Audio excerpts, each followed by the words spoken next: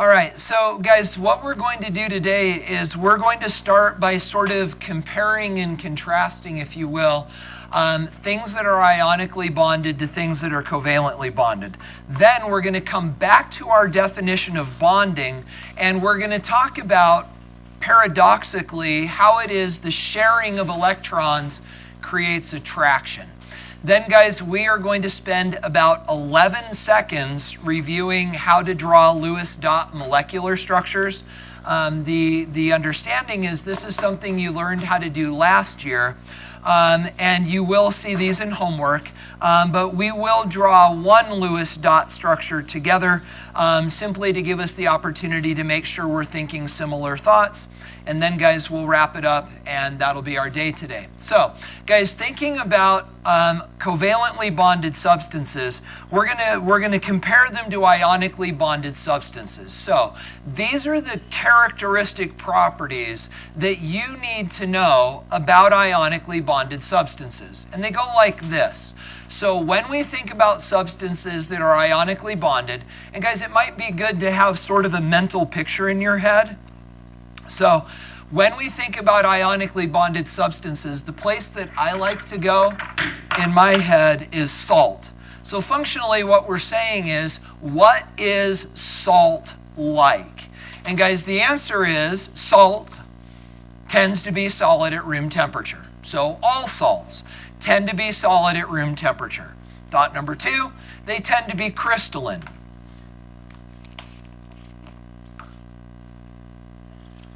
Thought number three, these crystals tend to have flat surfaces and sharp edges.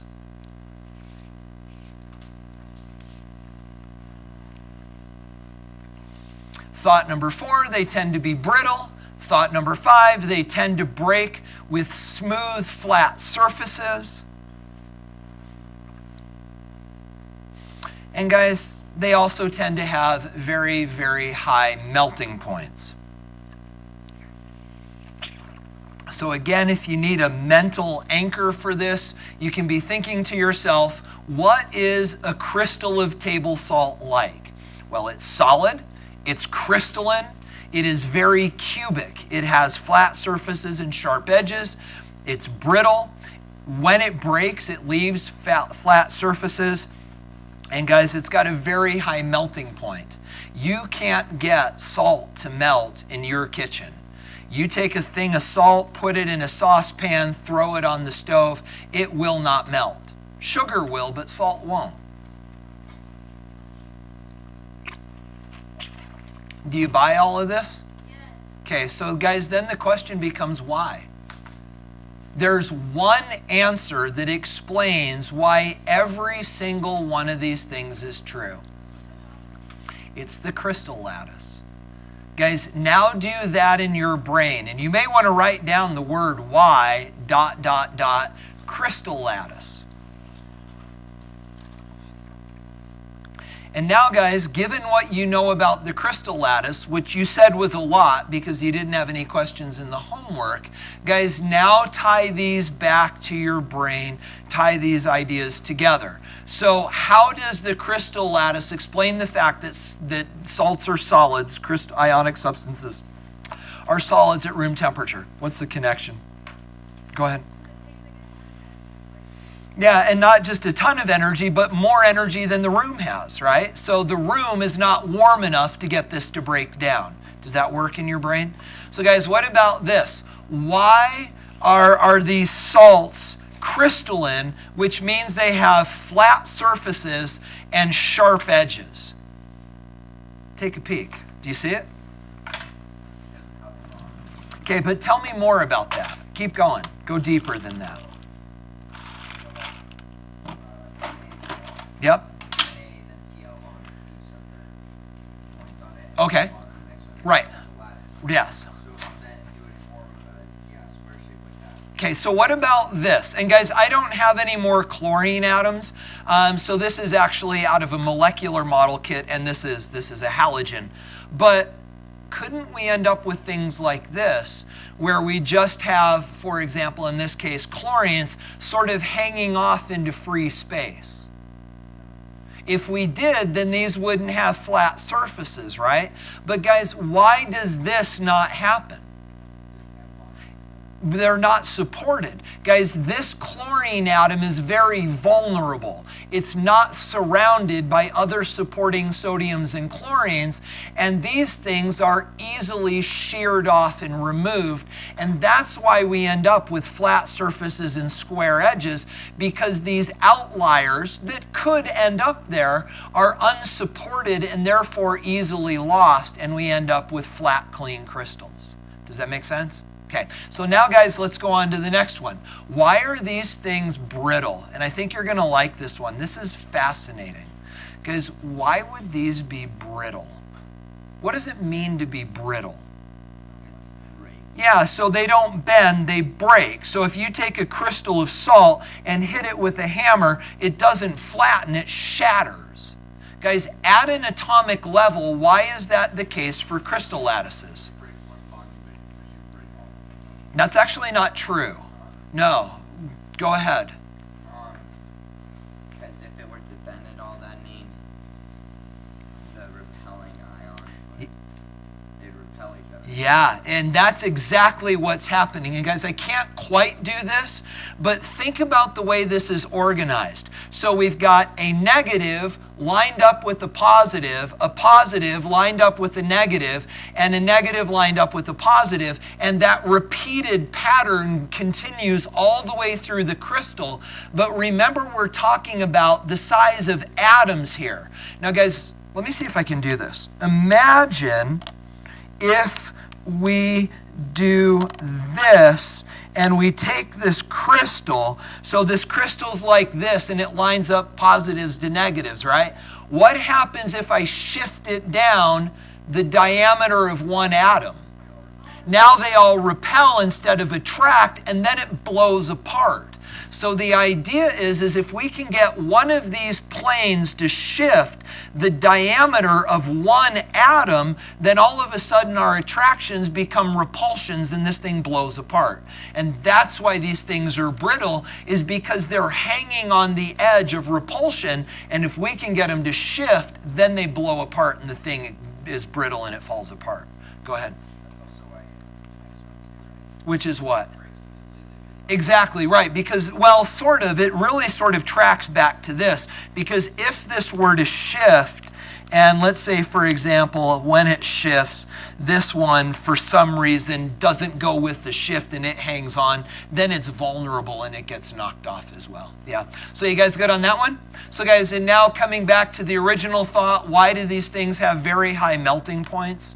Because they're ridiculously stable, right? Okay, so any questions on the macro scale characteristics that you need to understand about solids or about crystals, about ionic crystals? You're good? Okay, so now guys, let's go back and have a similar conversation for covalently bonded substances. So I know that for me it's helpful to have an example in my mind as I think about this. And so the example that I had in my mind for ionic substances is table salt. So guys, what would be a good example to have in mind relative to a covalently bonded substance? Well, here it's not as clean. It could be water, it could be sugar, it could be methane. So maybe if you're looking for examples, because all of those are molecular. So maybe we talk here about things like maybe water, maybe sugar, maybe CH4, which is methane. So this is a little more complicated. Molecules are not as easily siloed as ionic substances are, but guys, we can still talk about them. So when we talk about molecules, molecular covalently bonded stuff, we're now talking about things that can be solids, liquids, or gases, like our solid, liquid, or gas. So guys, maybe we should talk about this to make sure that you're clear. What determines whether they will be a solid, a liquid, or a gas? Exactly. Guys, it is a question of polarity, which is a direct impact then on intermolecular forces. And we'll be making those connections later. So guys, remember that the macro scale behavior of covalently bonded molecules is not dependent upon the strength of the bonds, it's dependent upon the strength of the intermolecular forces. So with that said, in general, these things tend to have low melting points. The ones that are gases have actually already boiled. The ones that are liquids have already melted. And even their solids have low melting points. Like sugar, you can get to melt in a saucepan at home, where salt you can't. So even their solids have relatively low melting points. In addition to that, they tend to vaporize pretty easily. Oh yeah, you can boil sugar.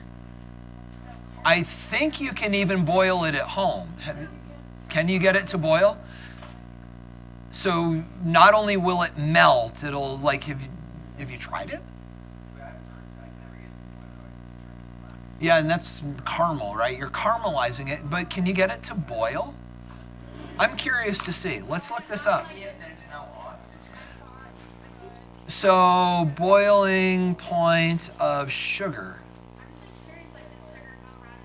Sugar does not have an exact boiling point, as sugar does not melt or boil, but oh, that's interesting. So instead of boiling, it actually breaks down the structure, and it breaks down into its component elements.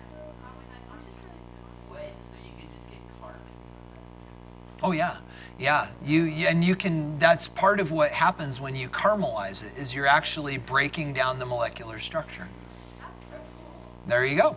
All right, so we got a lot going on in the background, don't we? Okay, so guys, we understand that. Then moving along, we also know that covalent things they vaporize easily. They tend to be ductile. That if you take something that is covalent and you pull on it, and we'll talk more about this later when we talk about the difference between crystalline and amorphous solids, but many covalently bonded things tend to be stretchy rather than brittle, although sugar would be an exception to that. They also tend to be malleable. These things are smushy. Ductile means that it can be stretched. Malleable means it can be smushed. And guys, again, it comes back to the question, why?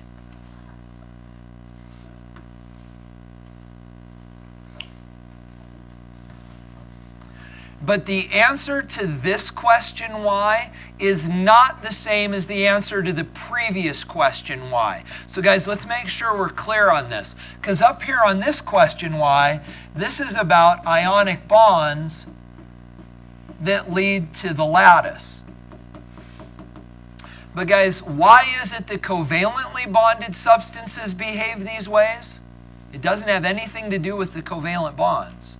What is it?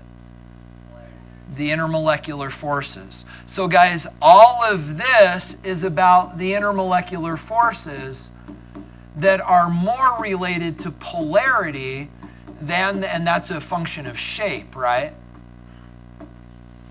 Than it is to the covalent bonds themselves. And guys, that's the big difference here. That molecular things, their behaviors are based on their shapes. Ionic things' behavior is based upon the bonds that hold them together. It's kind of a big, important distinction. Go ahead.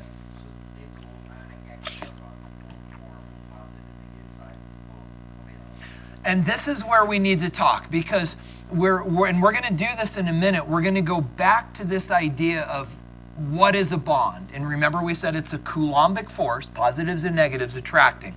And we understood that for ionic, and we sort of understood it for metallic with the sea of electrons. That's what we're going to talk about now, because we understand that dipoles have positives and negatives, and the dipoles are then the intermolecular forces, but we still haven't talked about the idea, how does sharing electrons create Coulombic attraction? And we need to go there in a second. So guys, you okay with this macro scale stuff? Yeah.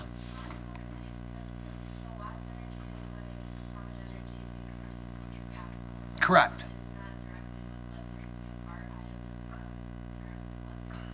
No, because so when we talk about lattice energy, we use that concept, if you will, relative to ionic bonds and crystals, ionic crystals, salts. But these are not intermolecular forces. These are bonds. And so when we talk about lattice energy, ionic bonding, we're really talking about the amount of energy that it takes to disrupt all of these ionic bonds. When we talk about covalently bonded substances, the macro scale behavior of something covalently bonded is not a function of the covalent bonds, it's a function of the intermolecular forces that hold them together. So a great example of that is this. So the idea being, let me pick one out. So this is water ice. And so we understand that water molecules look like this. They're polar, they're bent, and these are the covalent bonds, right? And so when we get those all together, we think of ice as looking like this, okay? But what do the purple sticks represent? They're not bonds. Those are the intermolecular forces. And so when ice melts, when this macro scale structure, when we smush this and see if it's malleable, when we stretch it and see if it's ductile, when we do stuff to things like ice, we're not disrupting the covalent bonds at all. What we're messing with is the intermolecular forces. So when we mess with salts, we're messing with the bonds. When we mess with things like ice, we're not doing anything. The behavior of this doesn't depend on the bonds, it depends on the intermolecular forces. Do you see the difference? Go ahead.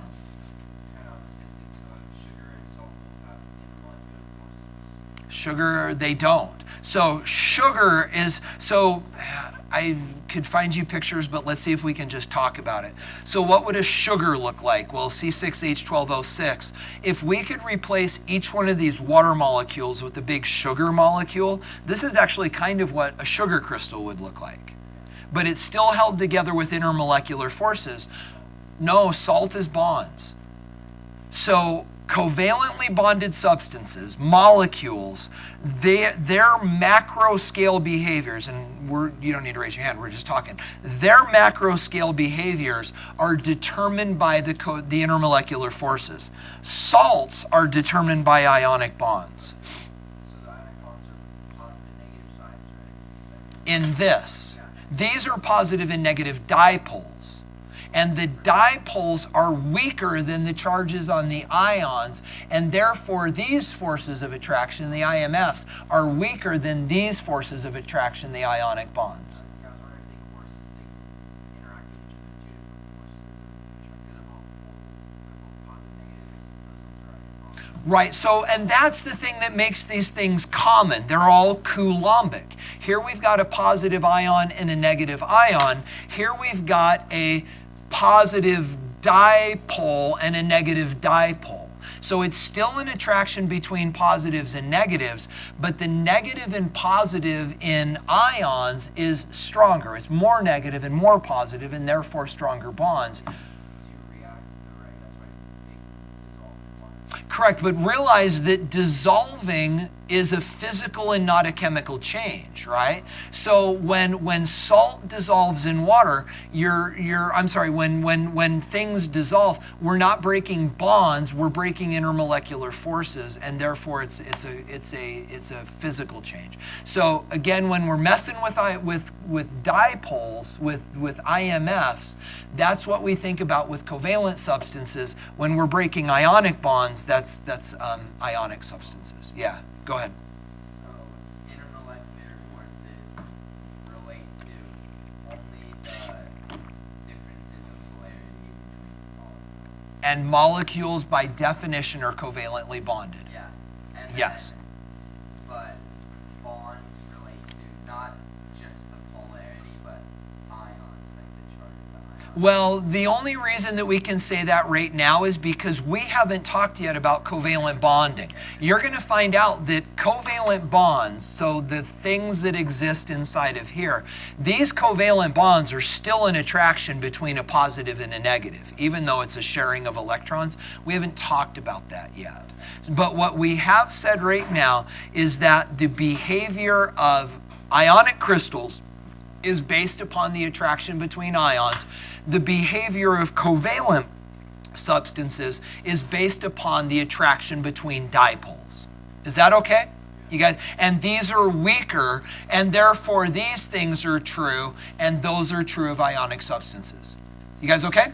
You're good? Okay. So now, guys, let's move forward and let's kind of address this idea of how can covalent bonds form in the first place? How is it that a sharing of electrons creates a net attraction? And so, guys, what I want to do is I want to show you this by frankly just showing you the pictures.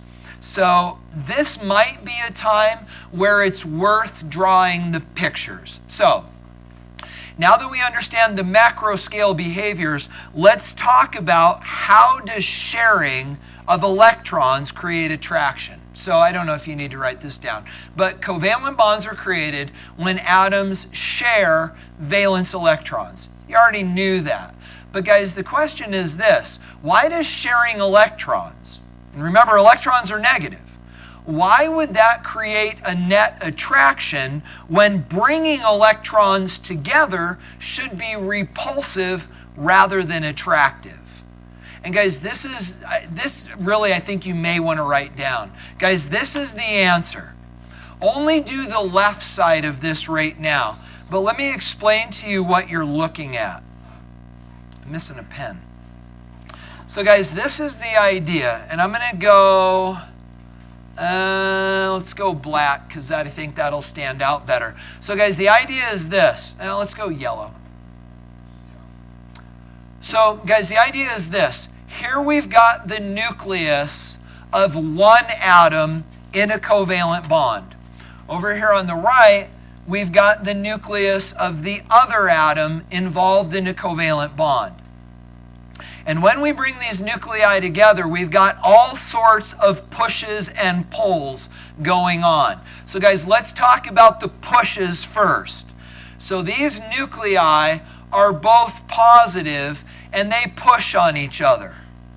The nuclei do not want to come together, and that creates a repulsion. But guys, that is not the only repulsion in a covalent bond. It turns out the other repulsion that we get in a covalent bond is actually caused by the shared electrons. So here we've got an electron from one atom, here we've got the electron from the other atom, and remember, since last year, you've been taking on faith that covalent bonds form from the sharing of electrons. Well, guys, it turns out that these sharings of electrons actually create repulsions as well.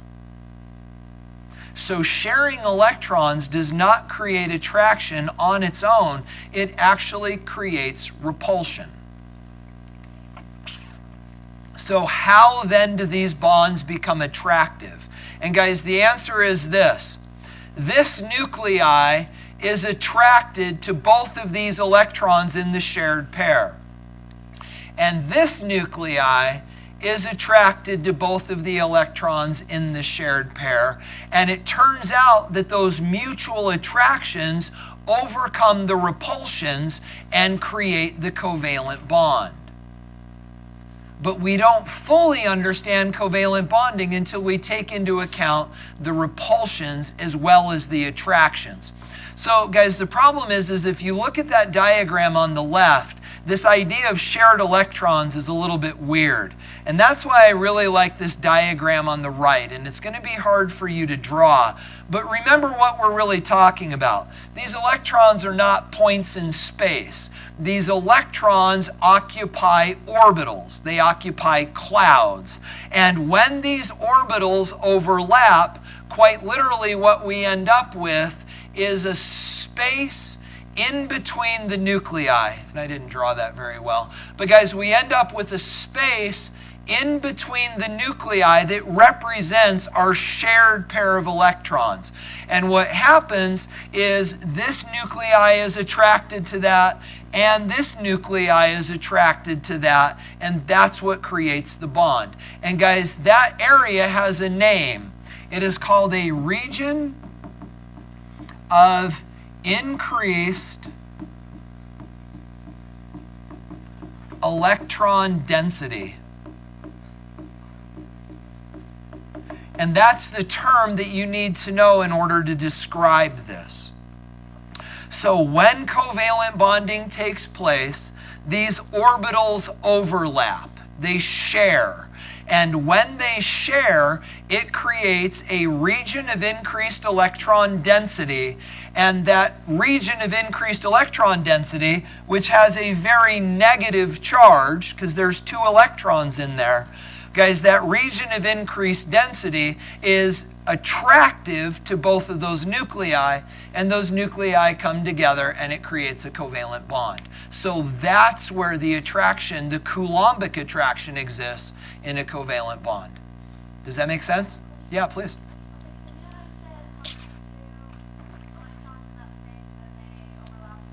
Yeah.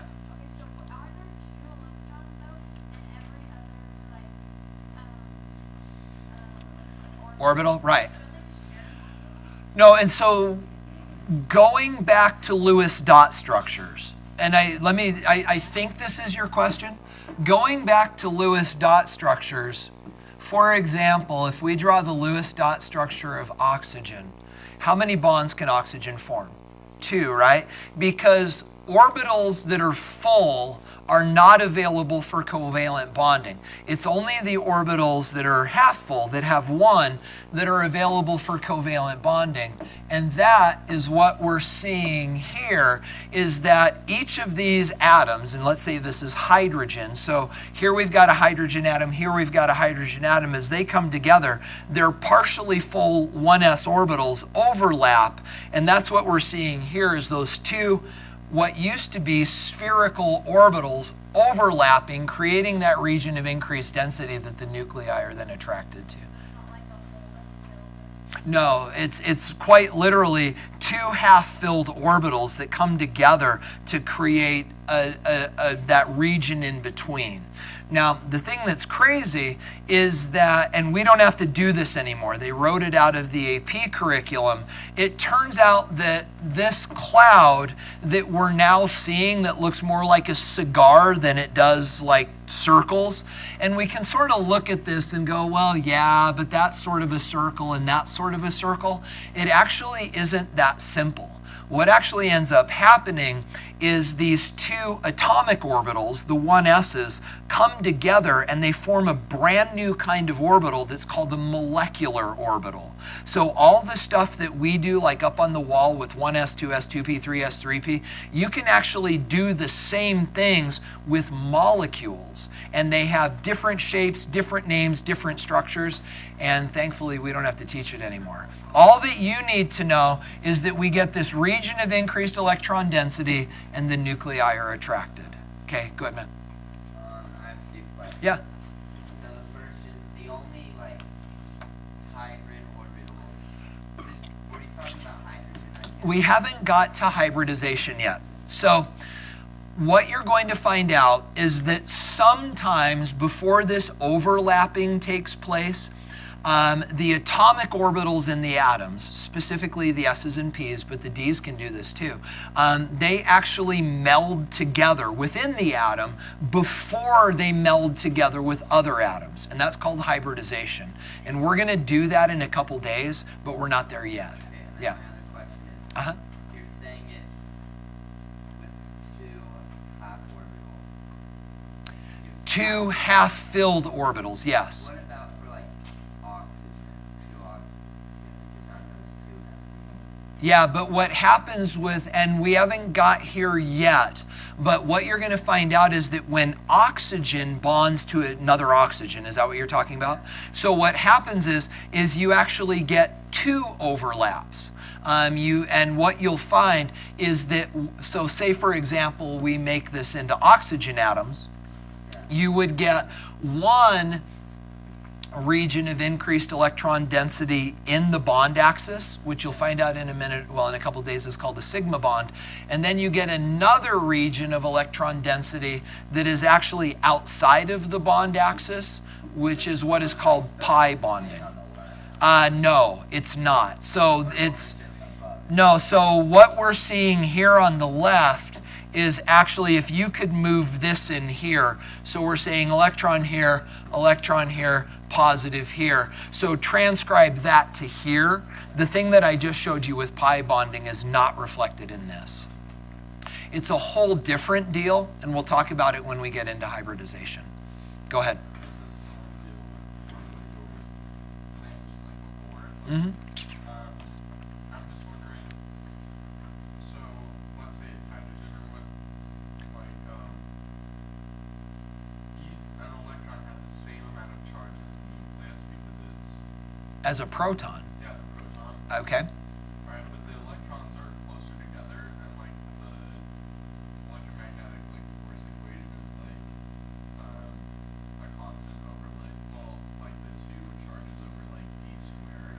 And I'm thinking the electrons are closer together than they are to each of the nucleus. So like the electrons are closer to, one electron is closer to the other electron. Let me try this. I think I understand what you're saying. So you're saying that this repulsion is greater than this attraction because the electrons are closer. Yes. And that's true. But this electron repulsion doesn't drive the nuclei apart.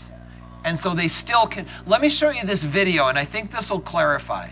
So guys, let's sort of look at maybe what this process looks like through animation.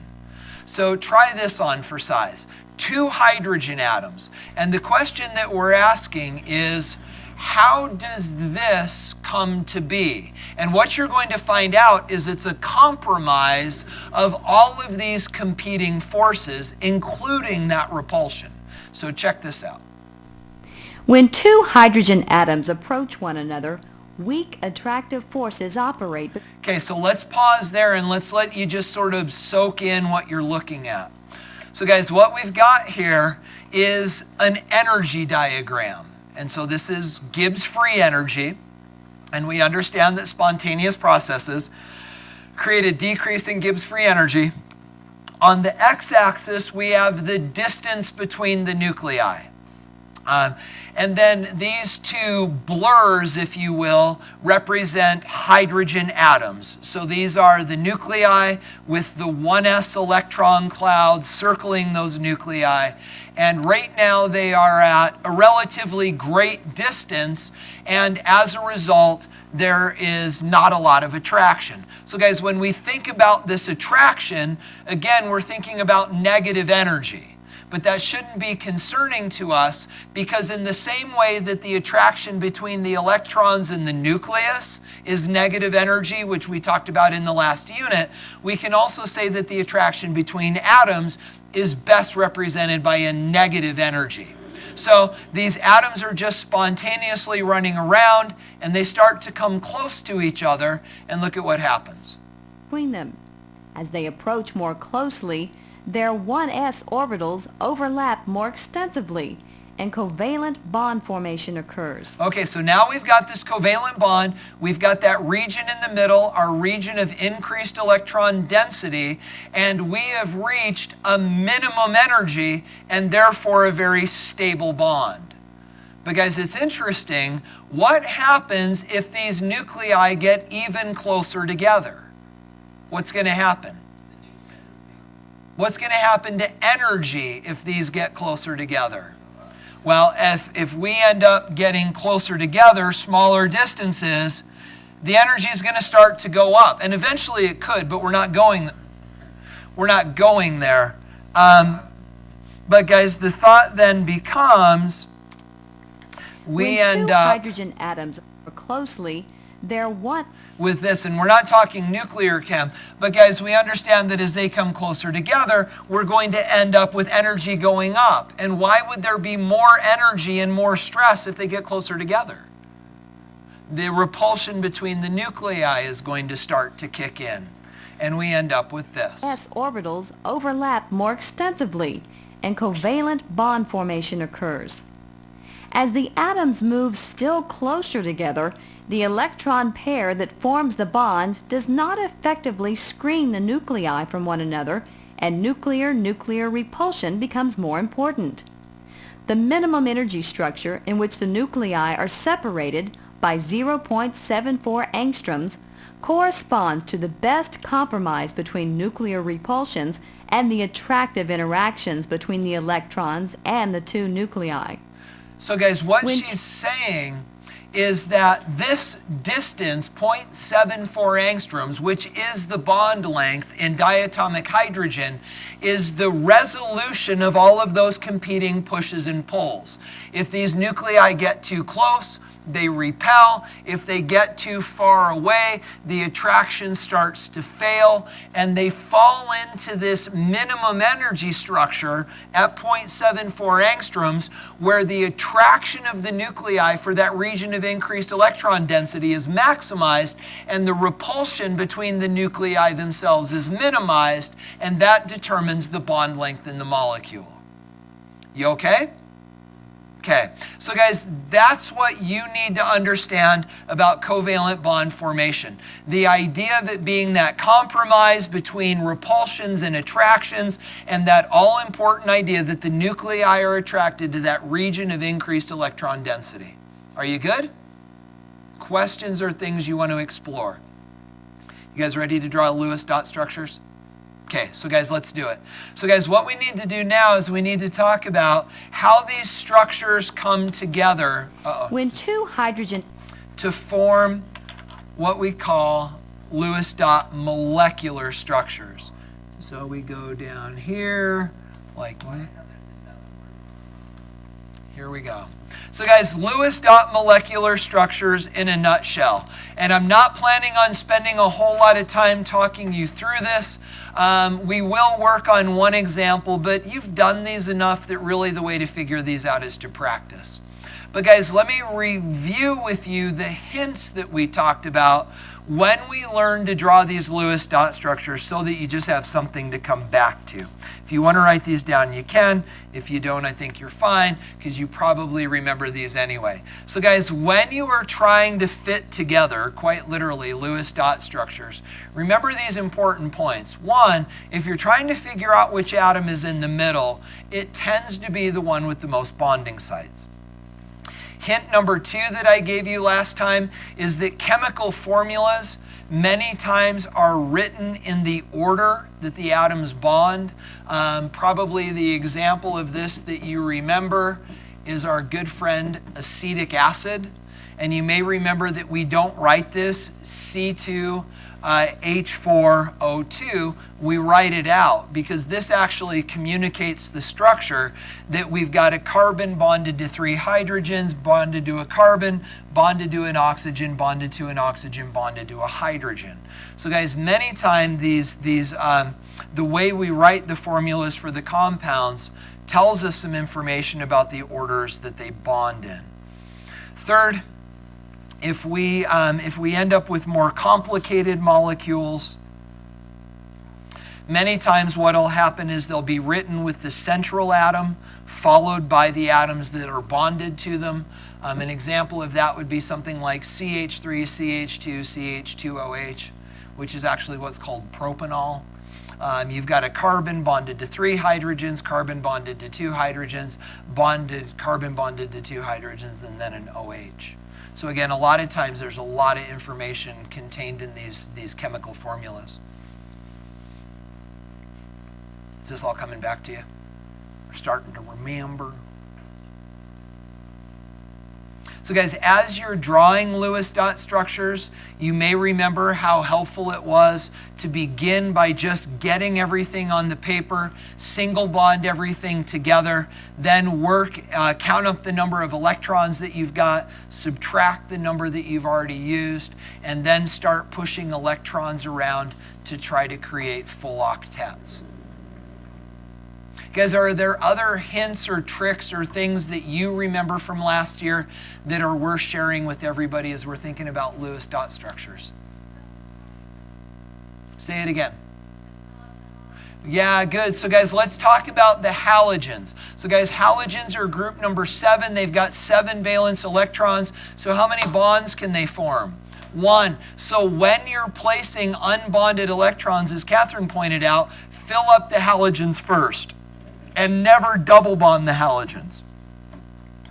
What else? Other little tricks or things? Yeah. Oh, good. Hydrogen can never be in the middle, right? So hydrogen forms 1 bond, and then it's done. Remember, it's just got that one bonding site, so hydrogen's never in the middle. Others? I think that's kind of the list. So guys, let's do this. Let's draw carbon dioxide. CO2. Just do it and make it big, guys. Skip down a couple lines because we're going to be playing with this for a while. Guys, let's draw carbon dioxide in your notes. Lewis dot structure. Just as a place to start to remind ourselves how to do this.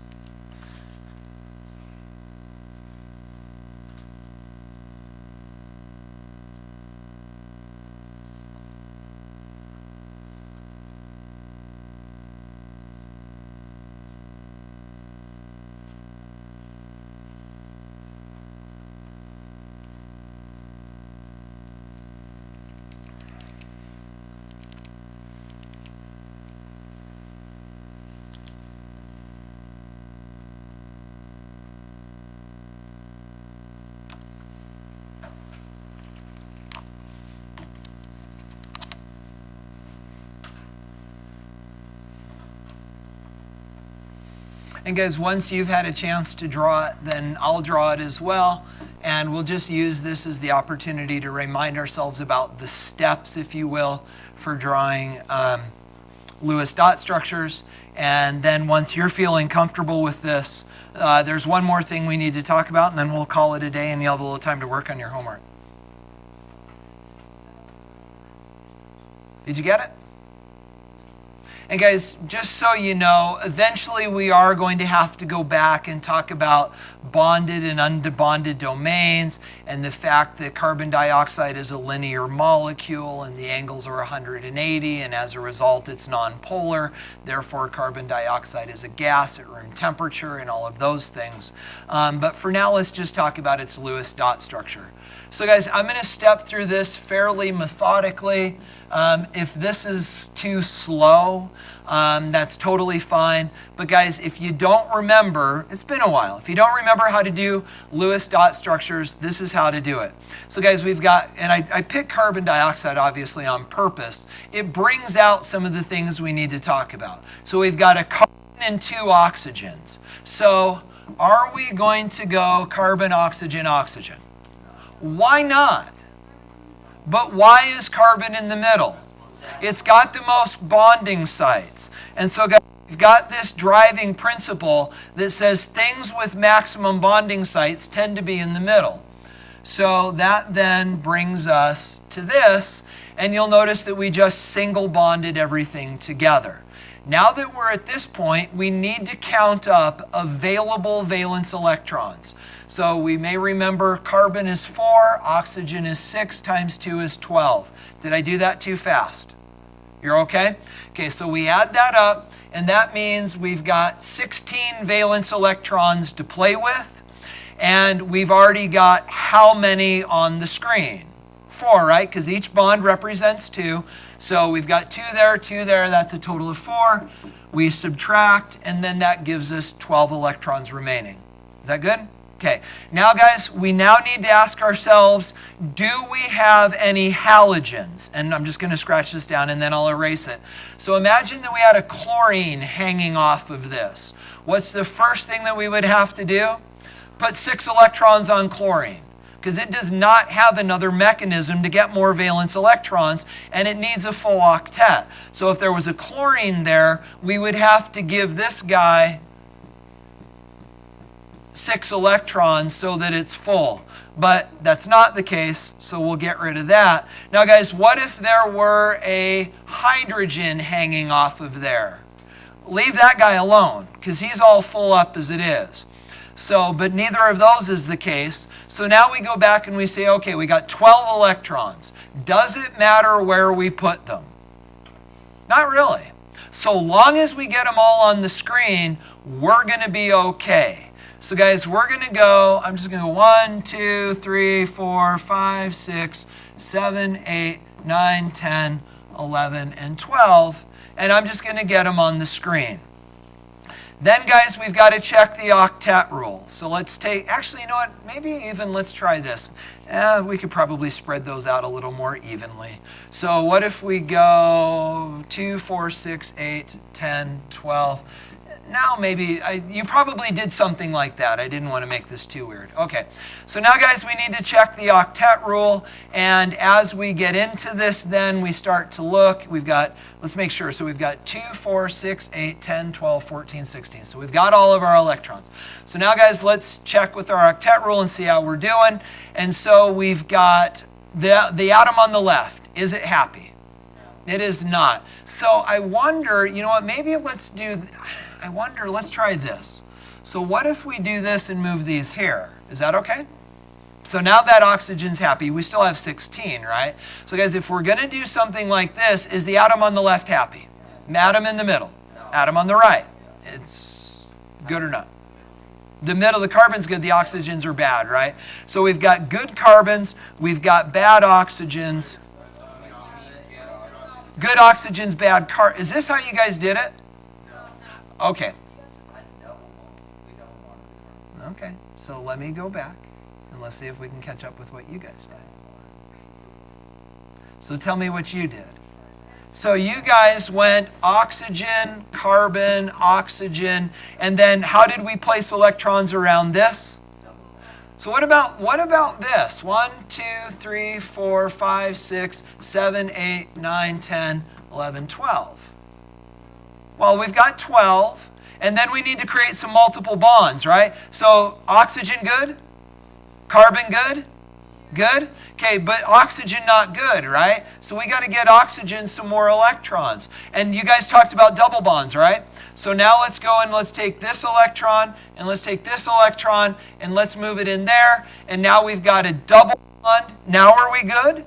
So we've got 1, 2, 3, 4, 5, 6, 7. 1, 2, 3, 4, 5. So that's still not good. So what can we do here? Double bond what? Well, but no, because that would give this guy 10. Okay, so maybe, all right, so we got to go back. So let's go back to here. So now what? Well, what if we do this? What if we just take 2 of these electrons and push them in there? Can we do that? Yeah. And what if we do this and take 2 of these electrons and push them in there?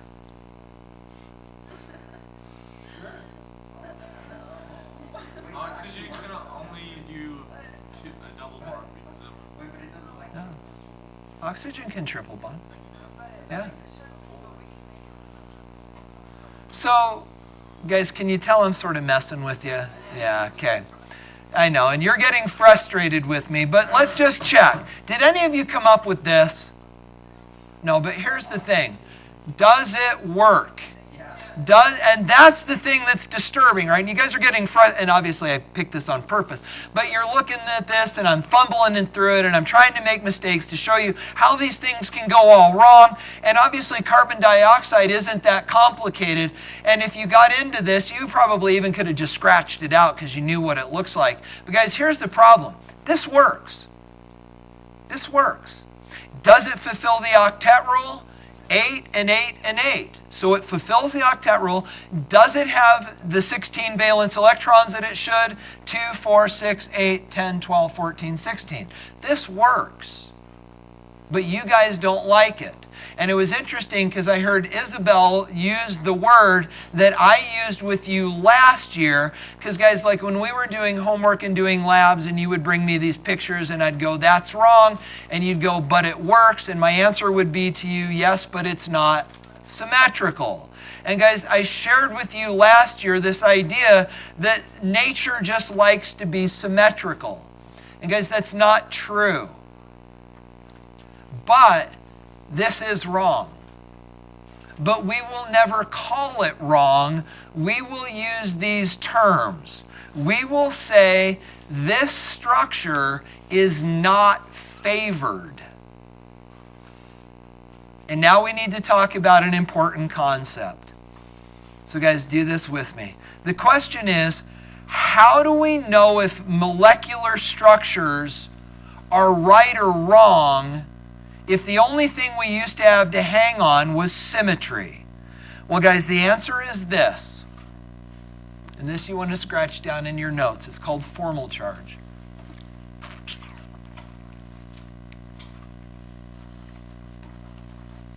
So guys, do this with me.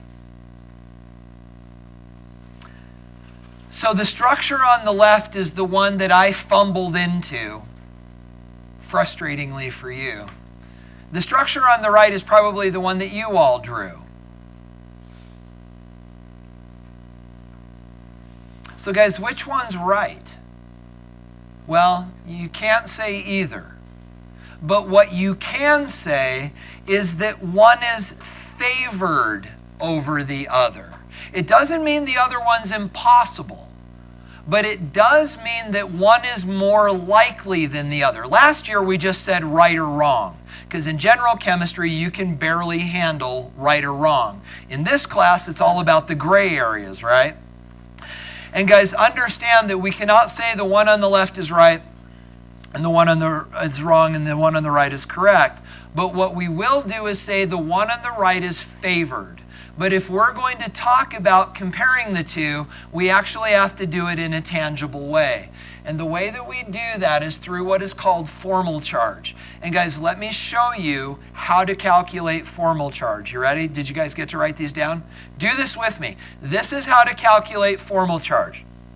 Guys, formal charge is a comparison between where an atom started on its own and where it ended up when it was bonded into the molecule. So try this. How many valence electrons does oxygen have as an atom? 6. Write it down. How many does carbon have? 4. How many does oxygen have? 6. Oxygen is 6. Carbon is 4. Oxygen is 6. Now, guys, what we have just done is, and I guess you could write this down if you want, we have now written down the before bonding state of each of these atoms. How many valence electrons do they have before they bond? Now, guys, what we've got to do is we are going to look at their after states. Where do they end up after they covalently bond? And guys, here's how to do this. Each unbonded electron counts as a point, and then each bond counts as a point. So what is the bonded score for the oxygen on the left? 1, 2, 3, 4, 5. So the bonded score for that oxygen is 5. What is the bonded score for the carbon in the middle? Given what you just learned, it's 4. 1, 2, 3, 4 bonds. What is the bonded score for the oxygen on the right? 7. Good. Now, guys, do the same thing for the atoms in the carbon dioxide on the right. So you've got 1, 2, 3, 4, 5, 6, 1, 2, 3, 4, and 1, 2, 3, 4, 5, 6. Now, guys, what are you going to do with these numbers? You're going to subtract. This is 1, 0, and minus 1. This is 0, 0, and 0. Now, guys, this is where you're going to run into trouble. And I'm going to write these things down for you. You've got to use this language properly. So, guys, first of all, this. What is the total formal charge on the molecule on the left? 0. Those all add up to zeros. What is the total formal charge for the molecule on the right? Also 0. Now, guys, what if those don't add up to 0? Your Lewis dot structures are invalid. They're wrong. So guys, this is a great way to check your Lewis dot structures, is figure out the formal charges. And if they don't add up to 0, then your molecule structure isn't just not favored, it's wrong, with one exception. If you were doing NO3 minus 1 nitrate, guess what those formal charges will add up to? Minus 1. So guys, in neutral molecules, the formal charges add up to 0. In polyatomic ions, the formal charges add up to the charge of the ion.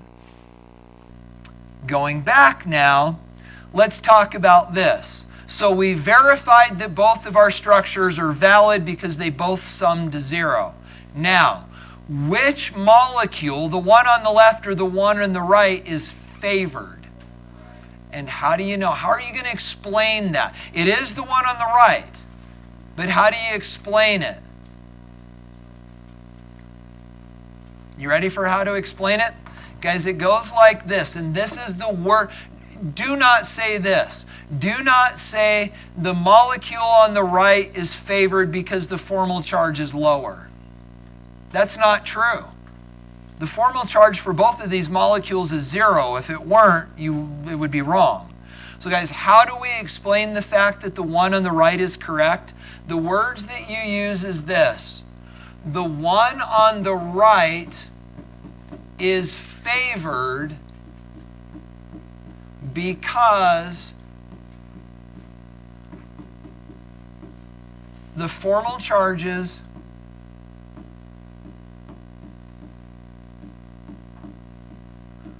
on the atoms are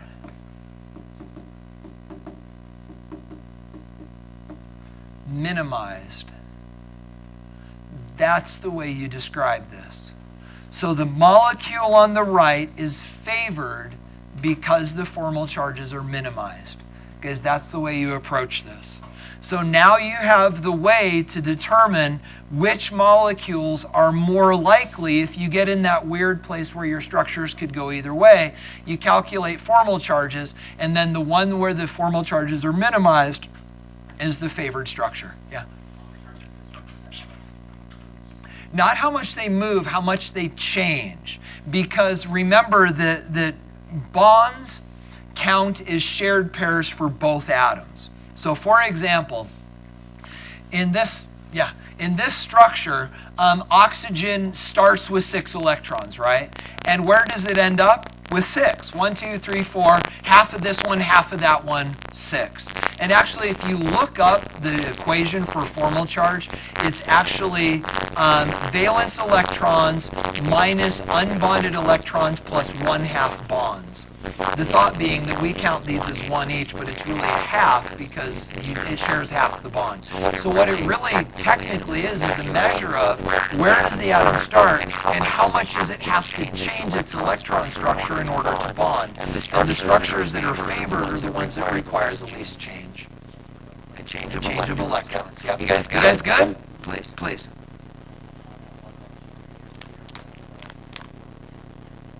No, for the whole thing. Because for example, and here 0, 0, 0, 0, 0, 0. Here 1, 1, 0, 0, negative 1 is also 0. They cancel. You guys good? Yeah.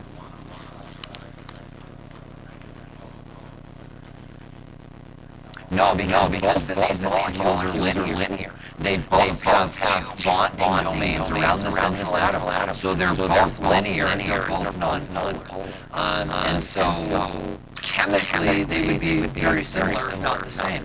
And understand that carbon dioxide, for very brief instances, actually can look like this.